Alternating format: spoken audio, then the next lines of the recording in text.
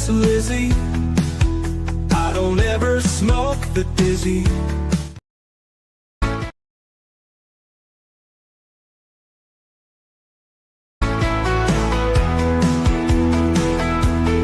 Come over here, have a moment with me. My name is Miss Lizzie.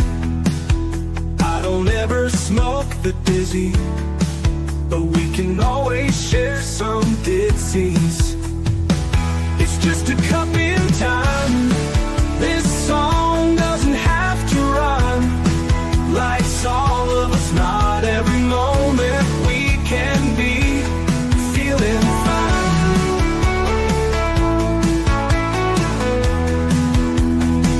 I wanna share a moment, just a second if you will, maybe even a cup of thrill.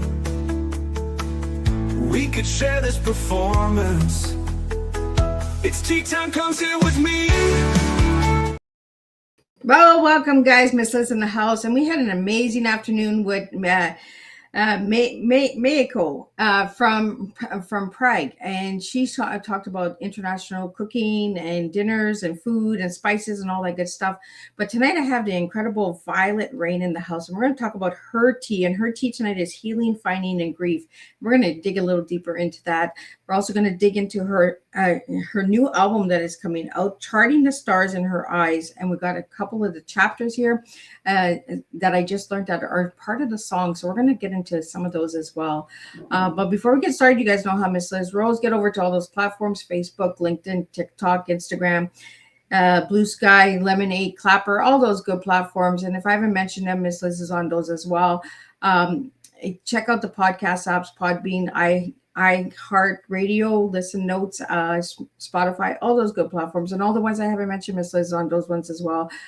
Check out, give those a like, follow, subscribe, and share these tea times if they resonate with you, or give feedback on all of those shows. But more than ever, check over babyboomers.org, because Miss Liz is partnered up with babyboomers.org. And if Miss Liz doesn't bring the flavor that you're seeking or looking for, there's 50 other plus podcasts over there that you can check. And you can also get featured on. So check that out as well at babyboomers.org. So let's get started with a disclaimer and then a beautiful intro. And then we're going to get Violette Rain in here. We're going to speak about her song and her journey and get down some little rabbit holes with her as well. Disclaimer for Miss Liz's Tea Time live show. Miss Liz's Tea Time is a global platform dedicating to sharing real-life stories, diverse perspectives, and meaningful conversations that inspire awareness, healing, and connection. I'm Miss Liz is going live using StreamYard. Before leaving a comment during the live broadcast, please grant StreamYard permission to display your name at StreamYard.com. Please be advised that all the content brought forward during any Tea Time show is presented in good faith. However, discussions may include opinions, beliefs, and perspectives that do not necessarily represent the views of Miss Liz or the Tea Time platform. Information shared by guests is based on their own experiences and is perceived to be accurate at the given time of airing. All guests, viewers, and participants are responsible for using their own good judgment when considering any action or decision that may relate to these discussions. Some episodes may cover sensitive topics, including but not limited to trauma, abuse, grief, mental health, and other emotionally triggering subjects. Listeners' and viewers' discretion is strongly advised. Tea Time with Miss Liz is an open discussion forum designed to offer insight, inspire awareness, and create connection. It is not a substitute for professional, medical, legal, or therapeutical advice. If you require professional support, please seek assistance from qualified professionals or trusted resources in your area. If you have any questions regarding this disclaimer or the content of the discussion, you are welcome to contact me, aka Miss Liz, directly at my email at bookingmissliz@gmail.com, or check out my link tree, Miss Liz's Tea Time. By choosing to participate in, comment on, or view these live shows, you acknowledge and accept this disclaimer. Your participation is entirely voluntary. I, Miss Liz, welcomes you to join the conversation with an open heart, and if at any time you feel this platform is not right for you, I respect your wishes and decision and welcome you back whenever you are ready. Tea Time with Miss Liz is serving truth and awareness one cup at a time. Well, welcome to Tea Time with Miss Liz, where stories and songs remind us that sometimes the deepest emotions cannot simply be spoken. They must be felt, written, and sung from the soul. Today's guest brings passion, creativity, vulnerability, and emotional honesty to the Tea Time table through music and songwriting that speaks directly to the heart. Please welcome me in welcoming Violette Rain, singer, songwriter, and creative artist whose music explores healing, emotion, resilience, identity, and the journey of finding strength through life's storms. Through heartfelt lyrics and soulful expression, Violet uses music as a space for connection, reflection, and emotional release, reminding listeners that they are not alone in what they feel or carry. Her artistry reflects vulnerability, transformation, and the courage it takes to turn pain into something meaningful and beautiful. Today's Tea Time will explore music as healing and connection, songwriting and emotional expression, resilience through life's challenges, identity, vulnerability, and creativity, finding purpose through art and storytelling. Violet reminds us that music has the power to say the things the heart sometimes struggles to explain. So grab your cup and join us for a soulful and heartful conversation filled with music, reflection, healing, and real life tea, truth, experience, and awareness. And let me get Violet in here and let's speak and share her tea tonight. Welcome, Violet. Hi, thank you so much for having me. It is a pleasure to have you here. And as we were talking before we went live, I get a newbie. So I always like when I get the first dibs on all of you guys. So thank you for bringing your story to my table as well, Violet. Oh, thank you. I'm just grateful to be here. Thank you. So, Violet, let's get to know you a little bit. Who was Violet as a little girl and who is Violet now? Violet as a little girl is pretty close to who Violet is now. I think I had a journey away from her for a little while, but the brand that I've kind of built as Violette Rain. Rain is my middle name, so I did not thank you. I did not make that character up entirely. I loved princesses and fairy tales and all kinds of fantasy stories as a little girl. So it makes sense, I suppose, that I gravitate towards telling those stories now that I'm grown. So I would say that the character that I am now currently, Violette Rain, is very much so who I always wanted to be as a little girl. So, Violet, tell us, when did your singing journey begin? My parents are both musicians, so I was really lucky to be able to grow up singing harmonies. My parents would do kind of a June and Johnny Cash show. They would be invited to their friends' parties, and I would try and find a third harmony in there with them. So that's where it began. I did choir and musical theater throughout school. But it's just kind of always been the backbone of my identity. And it's been really excited to step forth and build something that's entirely my own. I like that you say it's your backbone. And I like that your parents were Johnny and June. They were actually good singers. They had a lot of good songs. So did you grow up with the classic country music around you? I did. Well, they were the main inspiration. I grew up with a lot of different kinds of music. I grew up with country. It's kind of why I play an auto harp now. Unfortunately, my auto harp isn't with me at this point in time. I'm realizing it's in the car, but it's an interesting little instrument with some roots in folk music and country music. June Carter was the first person I saw playing this instrument. So despite the fact that I don't exactly have a country leaning, my sound is very much so in the kind of pop world. I think it has some more folksy roots, and it definitely comes from what I grew up with. Could you tell us a little bit about the art harp? It's a very interesting instrument, and it's very new to me as well. I've really only started playing it live this year, and I began learning how to play it last year. I'm a left-handed player, right? So I used to play guitar, but I would play it upside down and backwards. So my mother's a left-handed guitar player too. So I played the way that she taught me how to play. So eventually though, I just realized it wasn't maybe the right instrument for me. My mother is an incredible player, and no matter how hard I try, I'm just not quite there. So I wanted to find an instrument that suited me and my voice a little bit better. And the auto harp was exactly that. It felt like it blended musical elements of things that made sense to me. So it has these buttons that you push. It has limited chords that you can play. My auto harp only has 24 chords, which is limiting. But in a sense, I really enjoy strumming. I'm not very great with guitar finger work and doing riffs and stuff like that. But the auto harp isn't really like that. It's much more of a strumming, plucking kind of instrument. And I enjoy that quite a bit. And it also lends itself to these kind of ethereal, otherworldly sounds that I strive to create. So I've been enjoying playing it so far. It's good. I've enjoyed performing live a lot more since I switched from the guitar to auto harp. Well, and the journey of your album, I want to talk about the album because the album is called Charting the Stars in Her Eyes. Why did you name your album that title? I named it Charting the Stars in Her Eyes because I wanted to write an album that was about grief, but I didn't want it to be so blatantly I didn't want it to be, sorry, I'm struggling for the word. I didn't want it to be so obviously about grief. I wanted people to sit and think about it. And I also think one of the beautiful things about fantasy as a genre is that it kind of allows you to look at really difficult things in life. Not necessarily, you look through the lens of fantasy, right? So you don't have to look at it so hard necessarily. You can invest as deeply as you're willing to invest, right? But my title, Charting the Stars in Her Eyes, I would say it kind of came from the notion that when you look at the stars in the sky, there's so many billions of light years away from us that we don't actually know necessarily whether those stars that we're looking at are alive or not.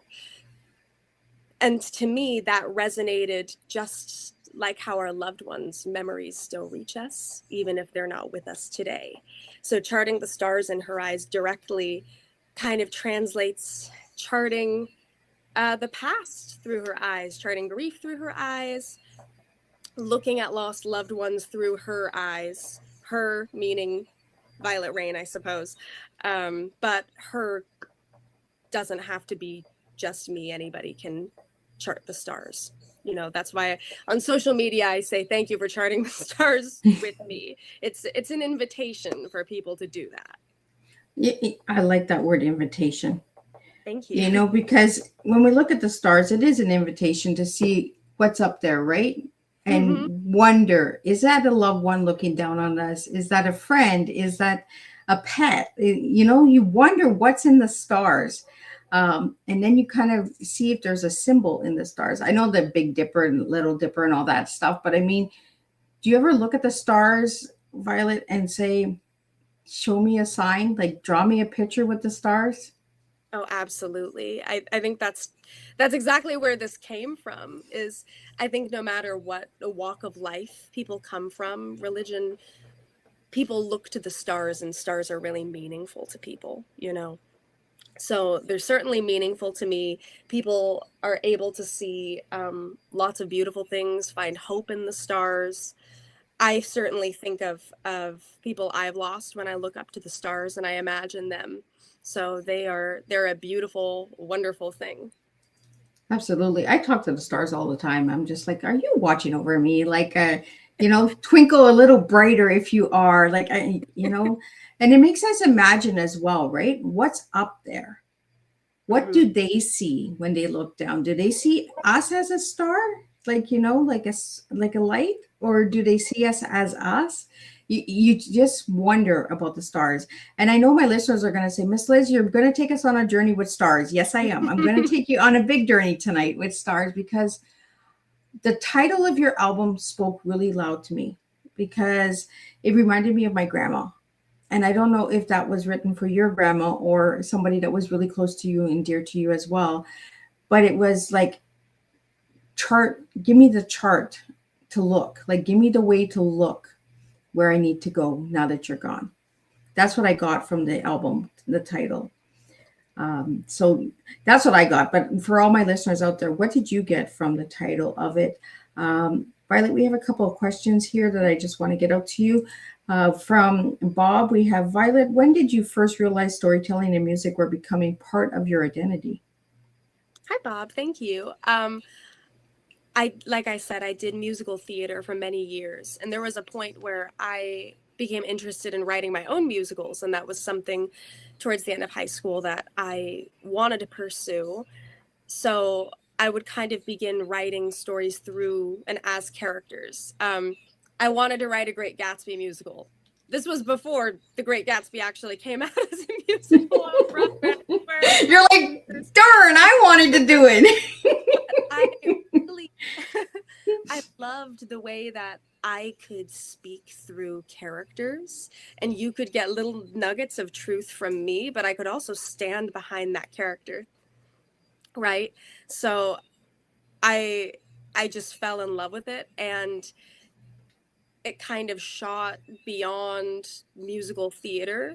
And a lot of people do believe my music is quite theatrical in nature. So that was how it was born, was I did want to write for musicals. And I ended up finding a little bit more freedom through just music. But down the line, as my budget for productions increases, I would like to put on shows that are a little bit more theatrical in nature, with lights and incredible set designs, and that would be very nice. Do you see yourself in the future creating your own musical? Yeah, I would love to return to that. I have a project that I'm working on right now that is pretty theatrical in nature, as this body of work is too, but I think it leans even a little bit more theatrical. So I think one day, if all keeps going well, I'm going to make my way back to musical theater somehow. Awesome. We have a question here from Olivia. Do you feel songwriting helps you understand yourself better? Hi, Olivia. Thank you. I absolutely feel that songwriting helped me understand myself better. I grew up singing. I grew up drawing. My mother's an artist, a physical painter, as well as a musician. So that was a part of my childhood as well. I grew up with a couple of different artistic mediums, but songwriting found me a little bit later, and nothing has felt like truth to me as much as songwriting does. It's the one that, and I thought singing was my passion. As a little girl, I thought that was the biggest, the best thing. It was just singing. I loved drawing too. I loved to watercolor, but songwriting just felt like the most incredible way I could take my thoughts out here. But I don't have to wear my heart on my sleeve. My heart is on my sleeve, but it's not so easy to see. Maybe it's you get the metaphor. I do. I get it. I'm wearing my heart on my sleeve, but I can conceal it, or I can show the audience. It's a really special, magical thing to me. I return to songwriting more than I do anything now.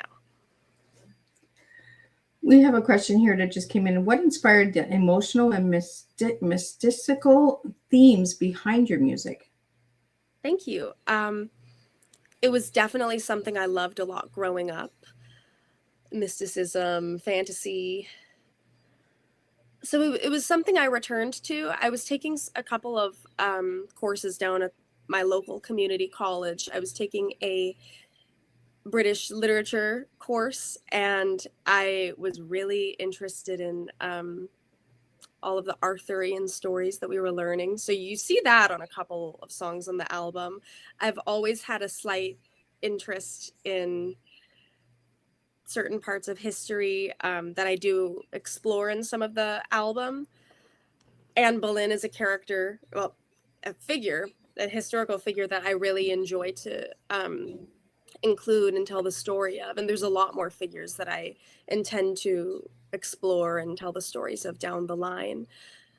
I think it's just a natural leaning I have towards fantasy. I love Lord of the Rings. I come back to Lord of the Rings a lot. There's a song on the album that is kind of a little directly Lord of the Rings inspired to me. I've always felt a little bit like I've always identified with Frodo as a character.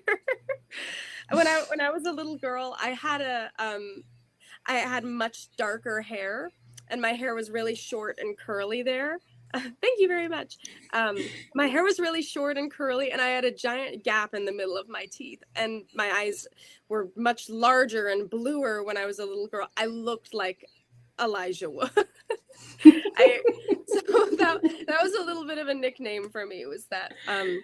So I've definitely, and by getting into music, there's so many people who have supported me and helped me over the years. I have all these figures in my life who, to me, are like Sam or Bilbo. And I actually feel like my grandmother, who has passed, is like the Gandalf figure in my life. And she's who I wrote this album for. So it's so fantasy is very much so my thing. It's one of my joys in life, I would say. I kind of had a feeling that it was about a grandma. You were correct. And it makes me very happy that made you think about your grandmother too. Yeah, absolutely. My grandma's in the back and she's saying, yep, it's grandma time. We have a comment here is, I love the idea that soft songs can carry deep magic. What inspired tonight's beautiful title? The beautiful title is the title of Violette Rain's album that we're speaking on tonight. So that is the reason behind the title. I wonder, as adults, really speaks to me. And then we have one from Jack. Violet, do mystical fairy tales influence your songwriting equally, or does one inspire you more? Hi, Jack. Thank you. I think they inspire me equally, but I get into different headspaces when I want to. And I do a little bit of weaving stories together. There will be some songs that will be purely inspired by a fairy tale. I had a song, Sleeping Beauty. This upcoming song I'm looking to release is a pure Midsummer Night's Dream. It's written from Helena's perspective. But my debut, well, the first song on the album, Forget-Me-Nots, is very much so historical figures woven with mythology, woven with fairy tales. So that one is a little bit more dreamlike, a little bit more, I don't want to say avant-garde, but there's a little bit more stitching of themes together. So I hop in and out of like, okay, this time I am just going to explore this text and just going to write a song about this character from this body of work, versus other times when I'm feeling a little bit more dreamy and like I can weave in and out of different stories. So there's a different flow to you for different songs. Okay, yes. That makes sense. Mm-hmm. So when you get the mystical side, you get the flowy side. And then when you get the, okay, that makes sense. And Forget-Me-Nots is what gave me away for grandma. Because grandmas always talk about forget-me-not, right? Don't forget me. Yes. So that's why I guessed that it was about grandmas. Oh, that's so nice. So did your grandma have a favorite flower? She did not. She loved flowers in general. She loved peonies. She came from Pennsylvania, and I'm in Southern California. She came out here, and they don't really grow out here as far as I've personally been able to see. It's just too hot and too dry of a climate. Somebody can hop on and correct me and point me in the direction of a peony garden if they'd like to. So she didn't quite have a favorite. She didn't have a favorite flower, but that she loved plants, and I did associate peonies with her more. We used to go to Trader Joe's together and buy the peonies there because it's the only place you can buy them here that I know of. But Forget-Me-Nots actually is in, I refer to a lot of different historical figures and then mythological characters. Forget-Me-Nots is actually in reference to Princess Diana, whose favorite flower they were Forget-Me-Nots. And I make, so the song refers to Princess Diana a little bit here. It refers to Anne Boleyn a little bit here, who strangely enough were I feel like I heard somewhere that they were related in some way, but I don't know. Anyway, I draw a couple of parallels between figures in history who suffered similar fates, and that's kind of what that song deals with. But in a sense, yeah, Forget Me Nots is about the idea of don't forget me, you know. So my grandmother, she loved history and taught me. We would watch like the Tudors together. I swear, I've read more than my knowledge is not just from the Tudors, but she really loved to watch historical dramas. So there's a little bit of her woven into each song. So it ties. I tie it together in my own strange way. Well, we have a question here from Johnny, and it is, how do you know when a song has fully captured the feeling you wanted to express? Hi. It's a little cheesy, but sometimes I cry. I will sometimes have a little that's exactly what I wanted to say. It feels right. There's a locking feeling. Sometimes I will put in placeholder lyrics and I'll know, okay, I need to come back to that. Every now and then the placeholder lyrics slip through and make it till the end. But in general, I go back and things, they lock in place, right? And I sometimes do have a very emotional reaction to that. Well, let's talk about some of the songs that are on the album. We just talked about Forget Me Not, but the second one is Country Love. So where does that one come in? So Courtly Love was directly inspired by, well, just the idea of courtly love, a love that is chivalrous and that does not dishonor anybody.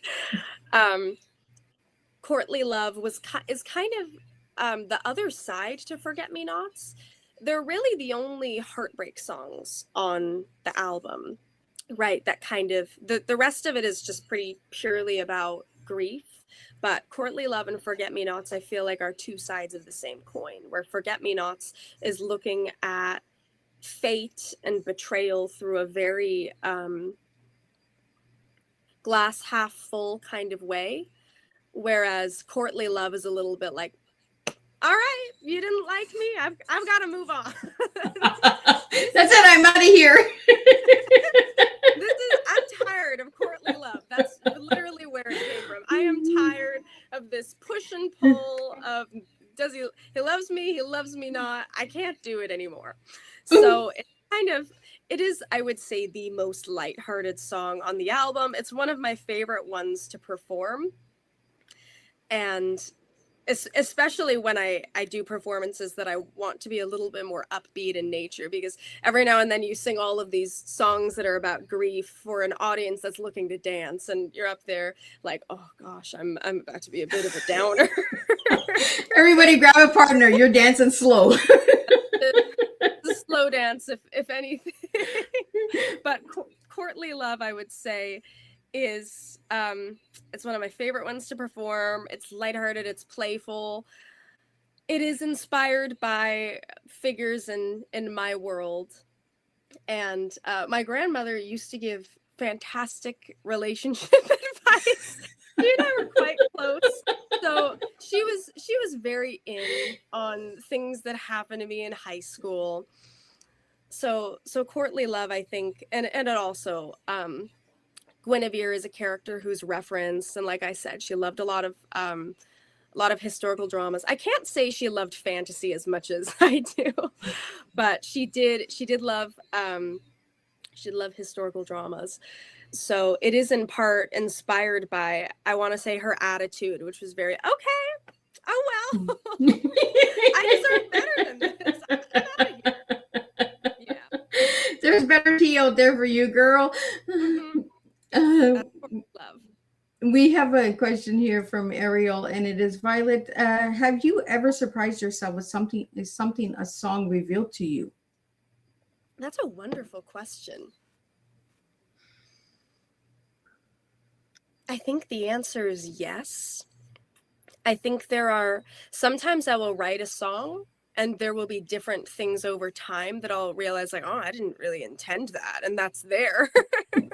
No. I wish I could take credit for intending that to be that way. But there's a newer song of mine that I'm working on. It's not on this body of work. It will be on my next body of work that kind of discusses very similar themes on this album about grief, but it's more of a continuation of the story. There's a song that I've written. I'm sorry, I can't direct anybody there to listen to it because it's not yet produced. I haven't. You guys don't get the dibs yet. I apologize. But this song, it's called, it's loosely called Postcards right now. So if maybe a year from now, it won't be called Postcards. You will know what I was talking about. But this song that I've written, I would say, is totally rhythmically and melodically different than anything else that I've written, and the subject material is different than anything I thought I would be able to express. So I'm very some of my songs that I feel more attached to, I will have an emotional reaction to it when I perform them. So I feel that when I perform this song. Most of the songs in this album I've now performed enough times that I've kind of shaken off my emotional reactions. No crying in front of the audience. But yes, that's a thing that happens to me. That was a really thoughtful question. Thank you. Well, we have a comment here that I'd like to read out. It's, the more you speak, the more I want to hear your music. All of Violette Rain's music can be found on Spotify, I believe. And is there any other locations that they can check out to hear your music? Spotify, Apple Music, YouTube. Instagram is where I post most frequently, of course. I'm on TikTok as well, but I don't do TikTok very well, admittedly. I try to be on all of the platforms, but the big ones, I believe, Spotify, YouTube, Amazon Music too, I want to say, Apple Music. Most of the streaming platforms I should be available on. So Violet, how did it feel when you got your first song on Spotify for you? My first song on Spotify I would have posted it about 5 years ago. I've made and uploaded several songs over the course of 5 years, and most of my early work is down. They were self-produced, or I was working with somebody that I'm no longer working with. They were just very they didn't reflect what I'm doing now. But I'm so grateful for everybody that I have worked with and every piece that I have created. So it's a very interesting thing. The very first thing I put out was it was about 6 songs in 2020, and that was the start of my journey. I took a selfie in my backyard, and that was my album cover. And I so did not know what I was doing, and it's really and I can't say I know what I'm doing that much now, but I've learned a thing or two since. So I look back at it very fondly, thinking you have no idea where you're going to go on this journey. You have no idea. So there's a lot of magic in that. As far as how I felt at the time when I put my first song out, I hate to say I don't remember how I felt about it. I'm sure I was proud at the time.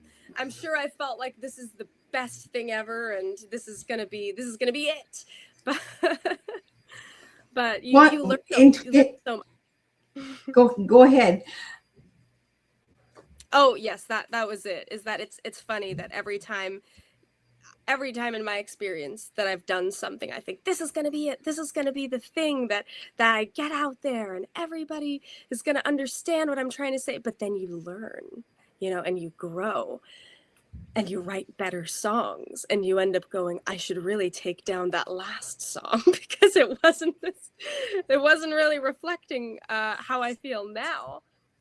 So there's been so much beauty in learning. You know, this album released back in December of 2025, and I released a new song from it every month. So Forget Me Nots was January, Courtly Love was February, Starshine was March, and so on.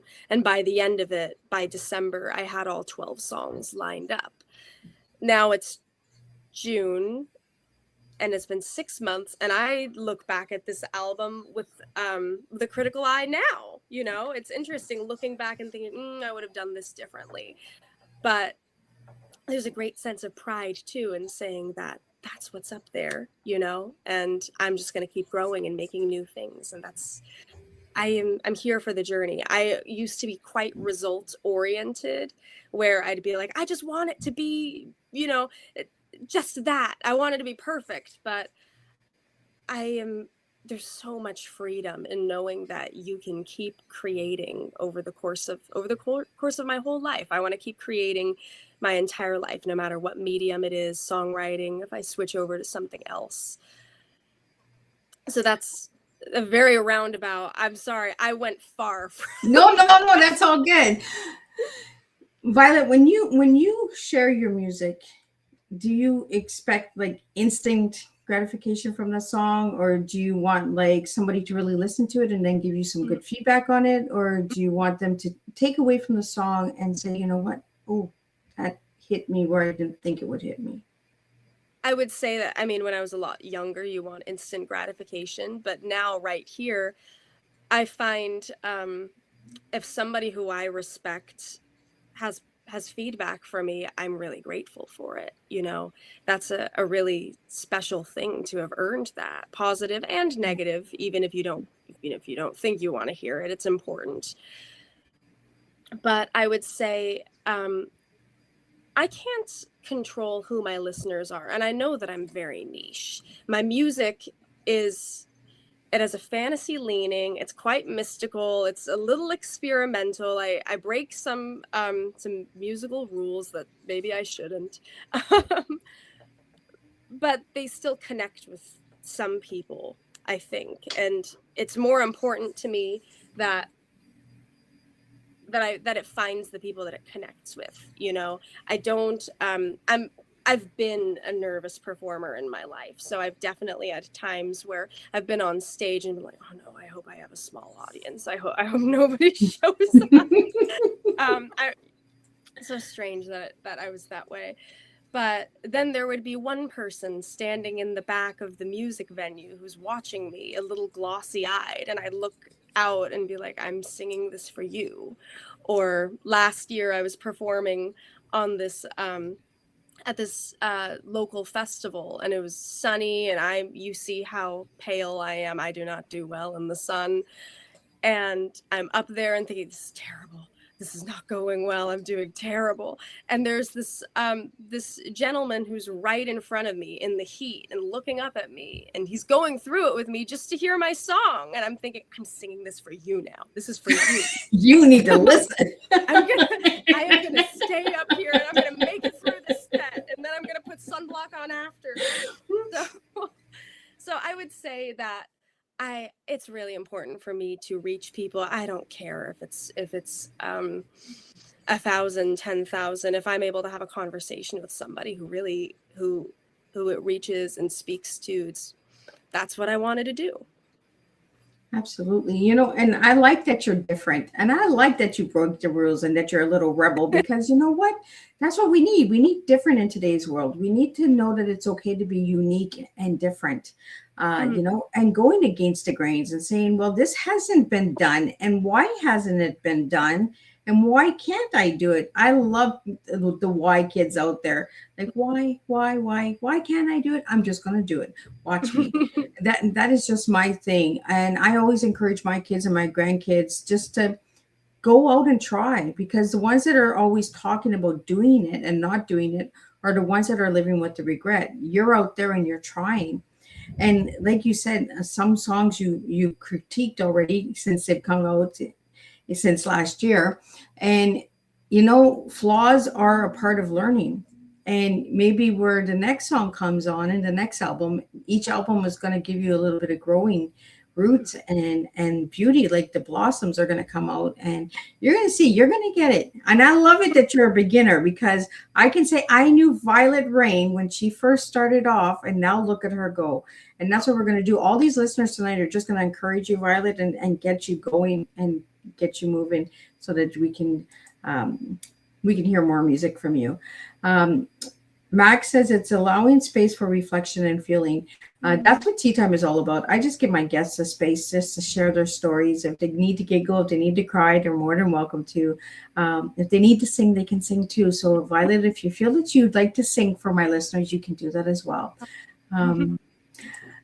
We have a question here from Lucy. Violet, has the auto harp influenced your songwriting in unexpected ways? Hi, Lucy. Yes, it has. The answer to that is kind of funny. I have another song that I am, it's currently in production. It was supposed to be on this album, this song. It's called Melusine. It actually goes back into the old French folklore of Melusina. Not a mermaid, but kind of a water spirit. She goes by, there's a couple of different versions of her story, but this song, I wanted to do something really, there was an interesting thing I was doing with the chords that, I would say my relationship to music is more intuitive. I did choir for many years in school, but I was a very poor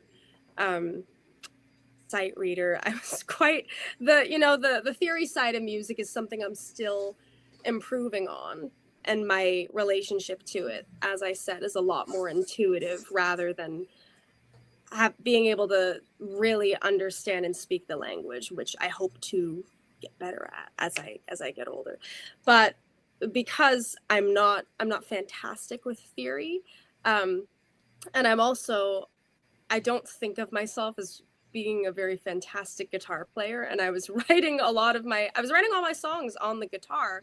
There was something that, so I don't write around chord progressions. I write around melody lines, right? There will be a melody line that kind of tumbles into my head one day, and it'll go around in my head until I'm able to figure it out and think like, this is the lyric that goes with it. This is the color of the song. This is the overall feeling of the song. So I had something that was really, really, every time I picked up a guitar, I couldn't bring this song down to earth. I couldn't figure out the right chords. There was something missing with it, but the auto harp has all of the chords laid out. So this song, as I said, I originally wanted it to be on this album, on this body of work. I ended up replacing it with Starshine, so it was supposed to be my March song. But then a year went by and I switched onto the auto harp, and for some reason it just clicked, having the chords just laid out in front of me. So I was able to finish the song, and I took it to my producer, and it's currently in production now. But the long story short, lesson is for me to keep getting better at theory and understand music, so I'm able to begin to do more complex things. And it's interesting too, because I've talked to some musicians about it, and they've said to me, wow, you would think it'd be the other way around, because your auto harp only has 24 chords on it, and the guitar has infinite chords, and you can do inverse chords. You should have been able to figure it out on the guitar. And I go, I don't know what to tell you. It's me. It was well, we got some we got some goosebumps in the studio in joining in from the answers. Music speaks differently to everyone, right? And instruments speak differently to everyone. When you're picking up an instrument, because you said you play the guitar, you play the auto harp, is there any other instruments that you do play? Not well enough to note. I can pick up a mandolin and play a couple of chords. Yeah, I think like I said, my family are all musicians. So there's a lot of instruments in the house. I had a period of time in which my mom was a drummer. That was what she did in band. Well, she was also a guitar player. She's just an incredibly talented individual. So when I was about 11 or 12, she was teaching me to play drums, and I did not get very far. I could play Honky Tonk Woman, the Rolling Stones song, and that's as far as I got. So in general, the guitar is my instrument. Not really. Oh, I can play ukulele too. I've lied. Ukulele was the very first instrument I picked up when I was a teenager. I played ukulele first, and then I moved on to guitar, and then from guitar to auto harp. And I'm kind of going back. I would really like to be a better mandolin player. I think the mandolin is such a beautiful instrument. My producer, he put mandolin on. There's a couple of my songs that Fireflies has a really beautiful mandolin part. I was just getting weepy in the studio, like, oh, it's so lovely what he's doing. So I can play a couple mandolin parts on my own songs, but I can't say I'm proficient in it, you know. Maybe one day. Interview me again in a couple of years. I'll interview you next year when you got postcards out. Yes. We have a question here from Kate, and it says, does creating magical worlds ever become emotionally overwhelming, or is it mostly therapeutical for you? Yes, it's that's a great question. I think it's both. I would say that all of the songs on the album live in a different magical world. I like to think of them all as different dreams, right? Because the first couple songs on the album are very fairy tale like, and then the summer songs, I kind of break them up in terms of what time of year I released them in, because I did a different one every month. The summer songs are all kind of vintage hued, and the fall and winter ones that I was doing kind of returned to more folkloric storytelling. It can be overwhelming, but it's so nice, because the reason I wanted to do these different worlds is because it brings it back to grief. The idea is you can find your loved ones in these worlds that you can create.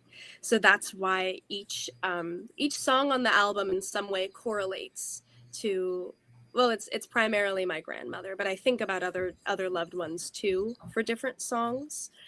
So one of the songs on the album I think is the most emotionally overwhelming for me. It's called Autumn Wind, because that's the song that she really lives the most in for me.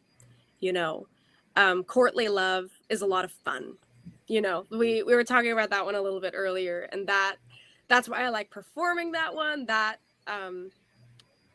world is very, I don't know, it's not heavy, but ultimately you get into the right headspace to act and to perform and to tell all of the stories. So I would say I'm a little used to it now, but I definitely get a little choked up from now and then, especially about that song Autumn Wind, which is where I think she lives the most. Yeah. Even the names of the songs, like Forget Me Not, Courtney Love, Sunshine, Yellow Butterflies, Fireflies, Stars in Her Eyes, On the Road, Wildflowers, Pumpkin Pie, Follow the Crows, Autumn Wind, and Little Heart Locket. They all have like a little symbol of grandma when I read them. They do.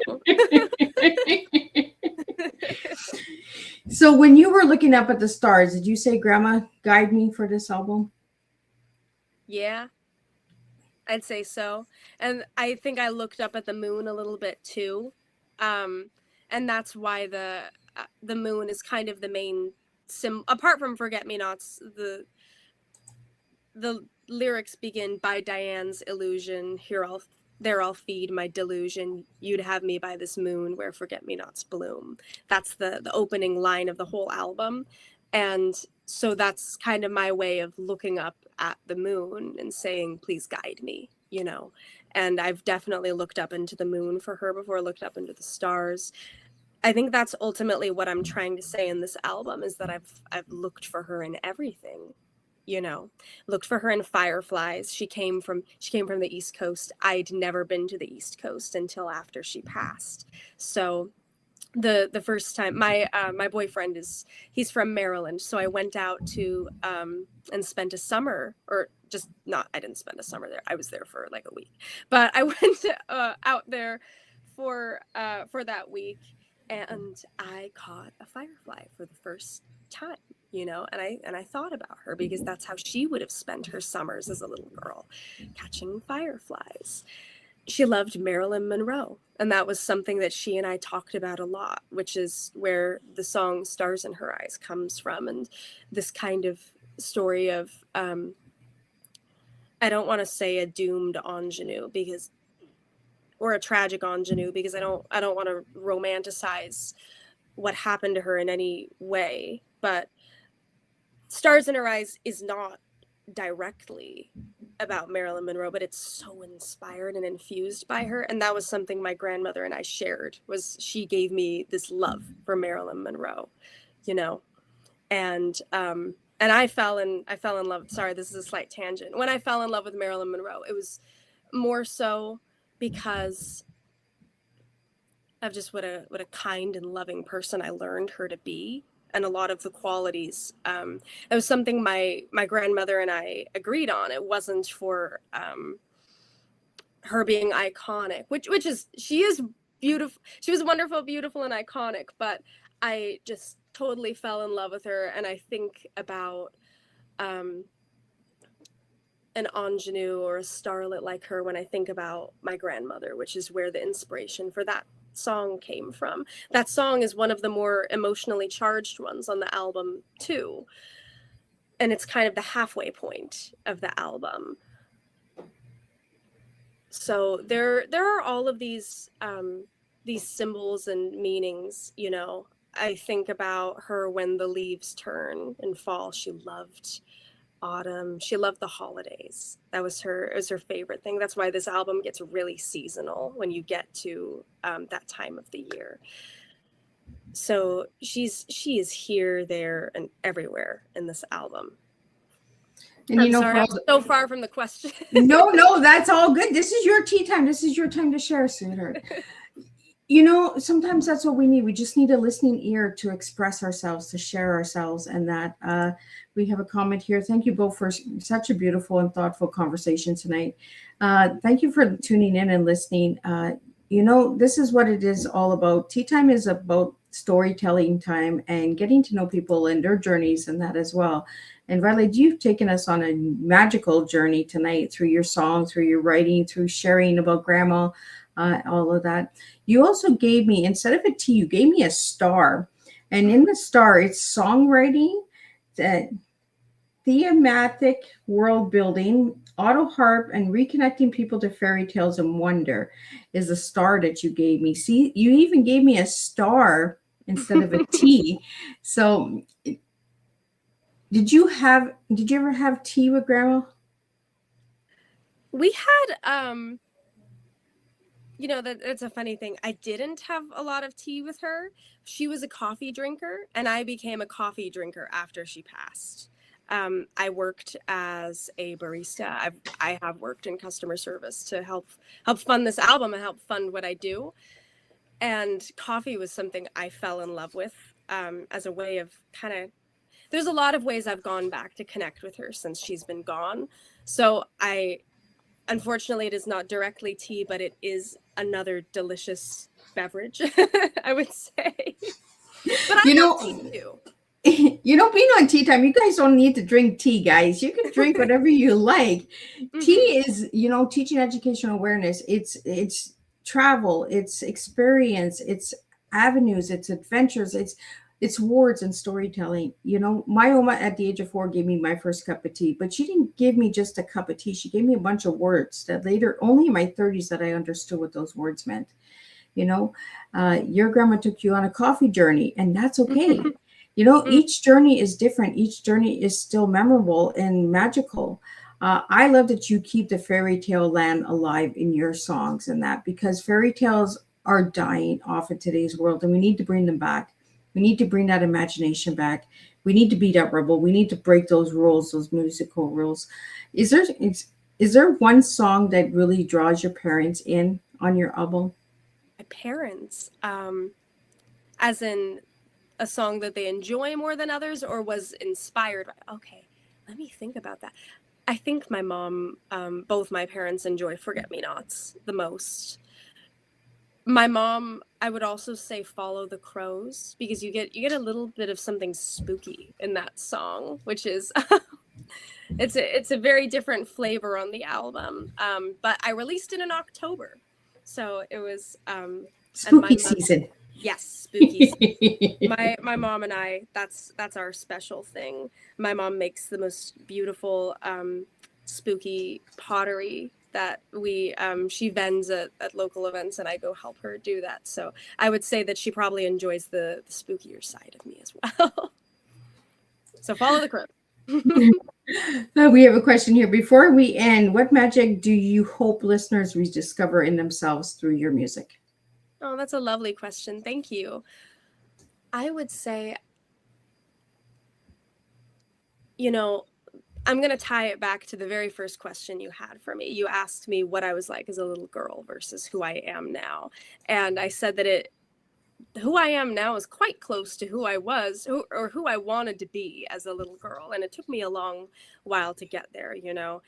As a teenager, everybody experiences not feeling like their self, and walking away from themselves for a little while. I think I would say that I like to use fantasy as a way of, you can redefine a narrative and kind of redefine yourself, but you can also,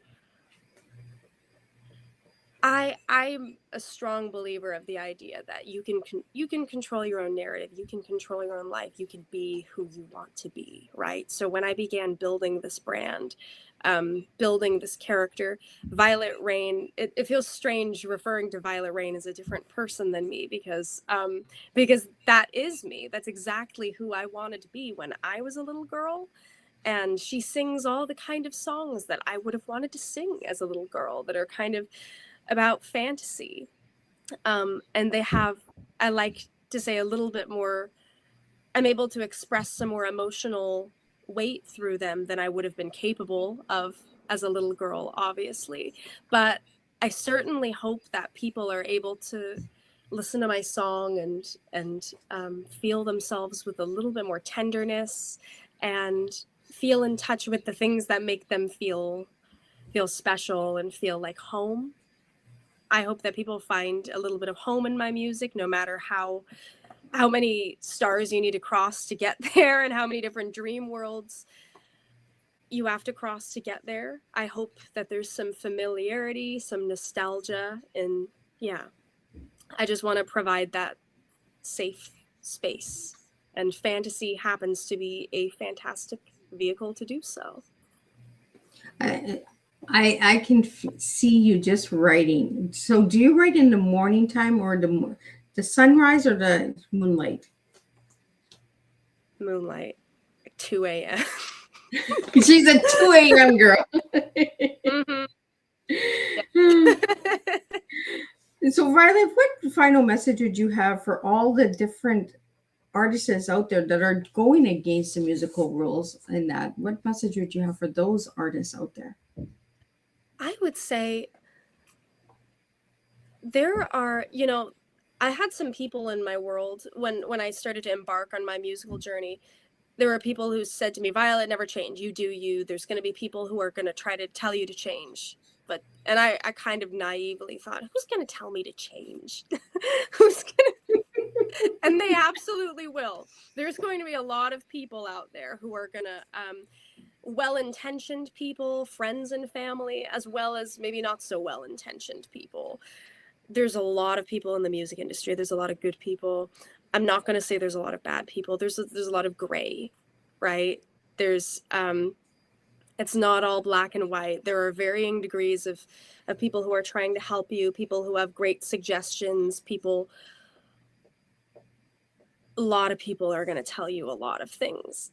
And it's really important to take things in and soak up as much as you can. It's important to look at yourself with honesty and say, how do I make this work? How do I connect with people? Am I doing what I can to connect with people? Is there something I need to rework? You absolutely can't just, there's got to be a good balance, but you can't forget yourself in the mix of it, you know? And that is the toughest thing, is maybe not the toughest thing in life, but it is a very difficult thing, because it's easy to forget yourself. And there's a lot of voices. You get a lot of people in your ear. It's a big balance of ego and humility, but you can do it. You absolutely can do it. Everybody out there, I believe, can do it, you know. And I'm still working on doing it. I'm going to spend the rest of my life working on how to get better at it. And Violet, if you could just spell out your website for all the audio listeners and let them know where they can find you. Wonderful. It's www.violetterain.com. You can, I post most regularly on Instagram. Oh my goodness. At Violette Rain. The I is an L, so it technically would be Violette Rain. VLOLETTERAIN. Somebody else took Violette Rain. It's okay. And I am also Violette Rain on TikTok. You can find me just Violette Rain on YouTube as well. Violette Rain all across platforms. Well, thank you so much. This was a pleasure. I really enjoyed this conversation tonight with you. And for all the listeners that tuned in and brought your questions and your support, your comments, thank you guys. This is amazing. This was a beautiful evening. I'm just going to do a recap of what tonight's tea time was, and we'll be back on Thursday and we'll do this all over again. What a heartfelt and beautiful conversation tonight. Violet, thank you for bringing your honesty, creativity, vulnerability, and musical soul to the tea time table. Your voice reminds us that music is more than entertainment. It is emotion, connection, healing, and truth wrapped inside melody and words. Tonight's conversation explored songwriting, resilience, emotional healing, identity, creativity, and the power music has to help people feel understood during difficult moments in life. One of the strongest takeaways from tonight's is this: music often reaches places inside the heart that words alone cannot touch. Through your songs and storytelling, you continue creating space for people to process emotion, reflect on their journey, and recognize that vulnerability is not something to hide from. It is something deeply human. You also reminded listeners that creativity can transform pain into purpose and isolation into connection. Here's some food for thought to leave with everyone tonight. What if the songs we connect with most deeply are the ones that quietly remind us we are not alone in what we feel? Because healing sometimes begins with simply being heard. Thank you, Violet, for sharing your music, your story, and your heart with the Tea Time community tonight. Until next time, keep creating from the soul, keep using music to inspire connection, and keep serving real life tea one conversation at a time. And I'll see everybody on Thursday, and we'll do this all over again. Thank you so much for having me. This is